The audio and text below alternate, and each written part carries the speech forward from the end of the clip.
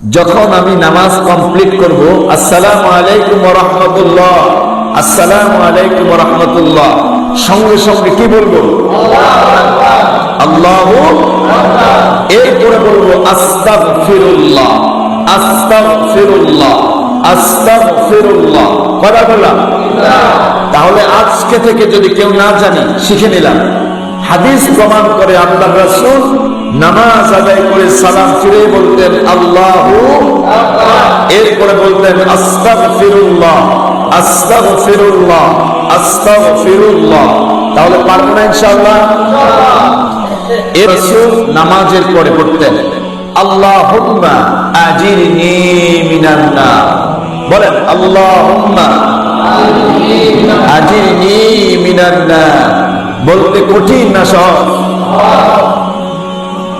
সওয়াব কি দেখেন, আল্লাহ রাসূল বললেন কোন ব্যক্তি যদি বিশেষ করে ফজর এবং মাগরিবের নামাজের পরে 7 বার পড়ে আল্লাহুম্মা আজিরনি মিনান নার, আল্লাহুম্মা আজিরনি মিনান নার, আর লোকটা যদি জাহান্নামের আগুন থেকে বাঁচার জন্য চেষ্টা করে, আল্লাহ রব্বে কারীম তাকে জাহান্নামের কঠিন আযাব থেকে নাজাত দিয়ে দেবেন।